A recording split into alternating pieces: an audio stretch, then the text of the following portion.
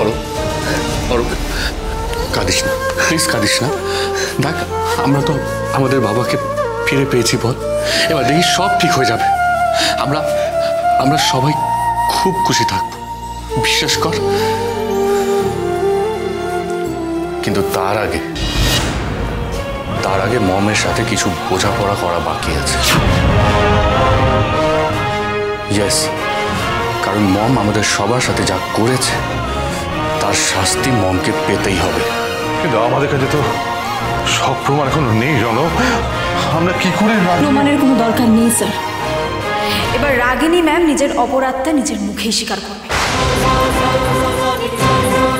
উনি নিজের মুখেই বলবেন দাদু রাতুল মামা সবার না। কনফেশনের থেকে বড় প্রমাণ আর কি হতে পারে? রাগিনী স্বীকার করবে? কি করে, কেন স্বীকার করবে? না না না, ও মরে গেলেও নিজের মুখে স্বীকার করবে না।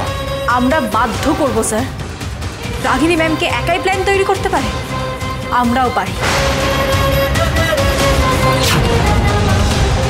না না, তার আগে কিছু কাজ বাকি থেকে গেছে, যেটা আমায় কমপ্লিট করতে হবে। তুমি আমার সঙ্গে একটু এসো রণ, তোমার সঙ্গে একটু কথা আছে।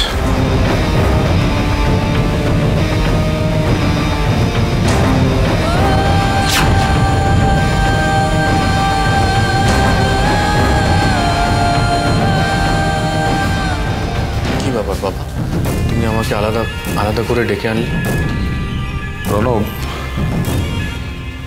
সরোজিনীর সামনে আমি কথাগুলো বলতে চাইনি, কিন্তু কথাগুলো বলা খুব দরকার। কি কথা? তুমি আমার কথা শুনে নিশ্চয়ই বুঝলে যে সরোজিনীর সঙ্গে আমাদের পরিবার যথেষ্ট অন্যায় করেছে। ওর বাবা মা মারা যাওয়া, ওর ভাই বোনদের থেকে ওর বিচ্ছিন্ন হয়ে পড়া, এই সমস্ত কিছুর পেছনে তোমার মা এবং দাদুদের হাত আছে। ওকে এত কম বয়সের লড়াইয়ের মধ্যে টেনে আনার পেছনে আমার হাত আছে, এটাও তুমি নিশ্চয়ই শুনলে। শুনলাম, কিন্তু শুনেও আমি কি করে নিতে পারছি?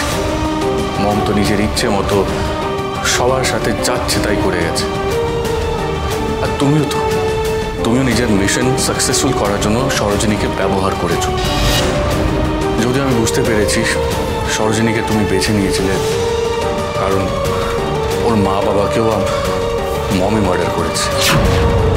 কিন্তু এখানে আমি কি করতে পারি? এই কথাগুলো তুমি আমাকে কেন বলছো? মম, দাদু, রাতুল মামা এরা শাস্তি পেলে সরোজিনী খুশি হবে। এটাই এখন আমাদের একমাত্র লক্ষ্য হওয়া উচিত। আমাদের সময় নষ্ট না করে ভাবা উচিত মমকে কিভাবে এক্সপোজ করতে হবে। আর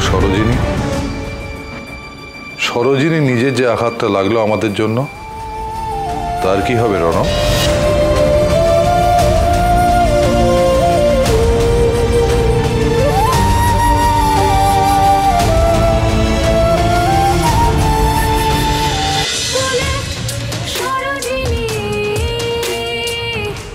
স্টার জলসায় ও জিও হটস্টারে